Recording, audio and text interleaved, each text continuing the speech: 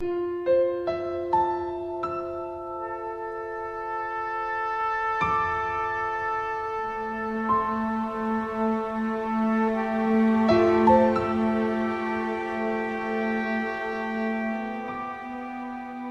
trust this statement will clarify the situation in which I find myself.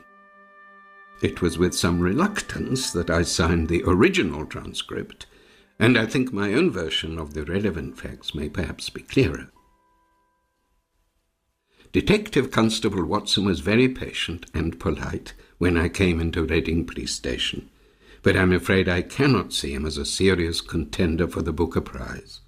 All I'm trying to do is to clarify the complex sequence of events it has been my unhappy lot to experience. My wife Catherine and myself, we have no children, had decided to spend a week in northern France. It would have been ungrateful not to invite Catherine's mother, Mary, to join us. She had been living with us for the past 7 years, and although Catherine and I knew how good it would be to have a holiday on our own, we never seriously considered such an arrangement. Mary was in her mid-70s, her health progressively going downhill, with her memory sadly degenerating. In any case, she deserved a break just as much as we did. She had been wonderfully kind to us, especially after the death of her husband, when she'd sold her Georgian property in Cheltenham and given us £45,000. The only hiccup in the plan was that Mary insisted absolutely that she must fund the whole holiday herself. It was a bit of emotional blackmail, yes, but it was a generous offer, and we finally agreed to it. Yet in reality it wasn't all that generous. I had recently bought a spanking new 3-berth caravan. Any B&B or hotel bills would therefore be nil. We were booked for an 8 a.m. crossing. We left Chelsea at 3 a.m. precisely, and with traffic virtually non-existent, we had ample time to take a break for coffee and croissant at a deserted service station. At Dover, we found ourselves drawn up in third place in the ferry queue, wide awake and happily anticipating the holiday. The sky was light now, with the sea calm, and prospects appearing well-nigh perfect. At 7:05 a.m., the tannoy informed waiting vehicles that boarding was imminent and that documents should be ready for customs and passport clearance. Catherine turned to her mother. "Give me your passport then, Mum." I heard a groan of semi-panic behind me, and after a couple of minutes, a high squeak of semi-hysteria. "Oh, no! It must still be. Oh, no!"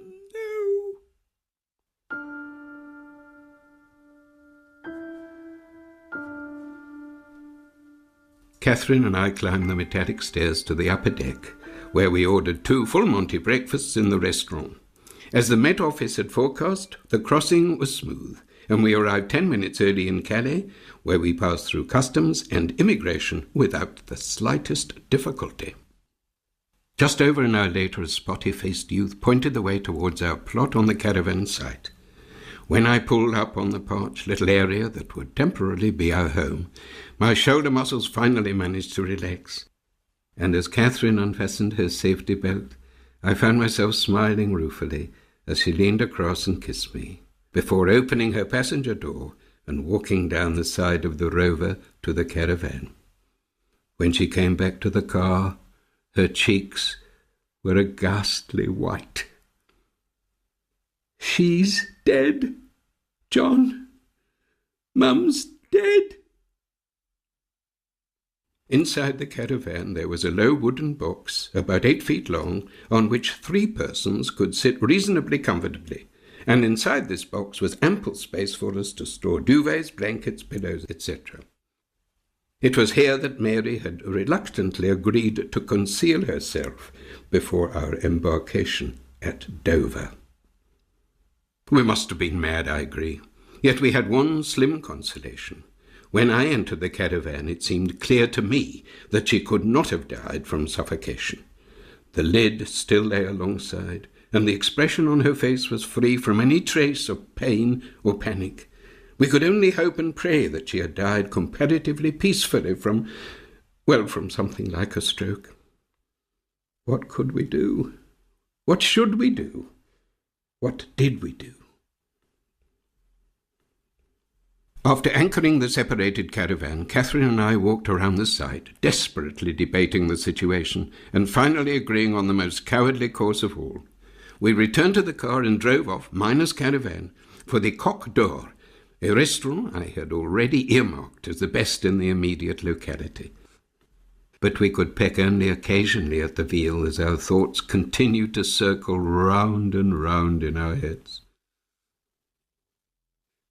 As we drove back, we found we had agreed at last on the course of action we should have taken many hours previously, to report everything to the nearest French authorities. We just wanted to tell the truth, to face the music, to accept whatever we had to accept, above all, to be able to arrange, sometime, somewhere, a decent burial service for Mary.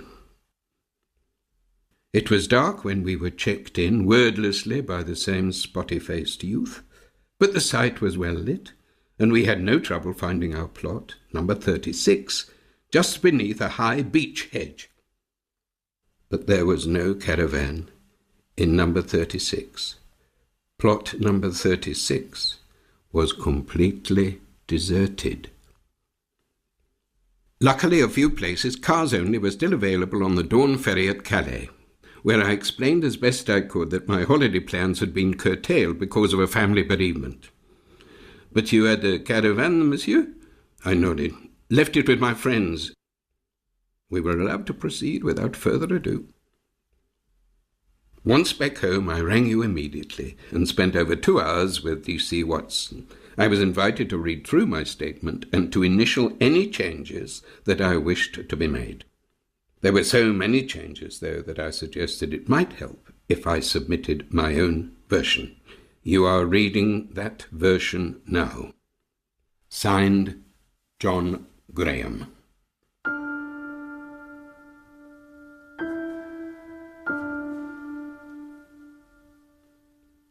When Detective Chief Superintendent Stratton first read through the statement, he'd known that the situation would be far from easy to handle. The corpse was in a foreign country, was not even officially registered dead, was still nowhere to be found, and might well have been sprinkled with concentrated curry powder in order to confuse any intelligent sniffer dog before being fed into some Gallic timber shredder. Yet now, after a leisurely second reading, he found himself pushing his bifocals a little further down his nose, and then, yes, even smiling slightly. It was at least well-written stuff, certainly of a higher literary quality than he'd come to expect from his own underlings. He rang the newly appointed detective inspector, summoning him into the sanctum sanctorum pronto. Stratton held up the stapled pages of Graham's revised version. "You've already, Yes, sir. What do you make of all this?" "Needle in the proverbial as far as I can see, sir, unless those Frenchies come up with something. They know the reg of the caravan and—" Stratton interrupted him irritably. "Just listen a minute, will you, Lewis? Mum-in-law in her mid-70s, okay? Yes, sir. Memory going downhill sharpish? Yes, sir. Selling her posh Cheltenham place at the top of the housing market? Yes, sir. Then insisting on paying for a joint holiday?" Lewis nodded. "So, do you reckon there's just a possibility she's got a few spare spondulics somewhere that some people might want to get their greedy paws on?" "Well, what are the 3 main motives for murder, Lewis?" "Well, jealousy, sex, money. That's what my old boss used to say." "Agreed, Lewis, but there's only one of that immortal trio that's running through all this bullshit." Stratton flicked a statement with a podgy right forefinger. "Tell me, what do you think this splendid fellow of ours, Mr. Graham, sir, left Chelsea at, 3 a.m., I think, sir. The small hours, the dark hours, that's all I'm saying." "Yes, sir." Forget it. You're new, Lewis, and no one's going to blame you for that.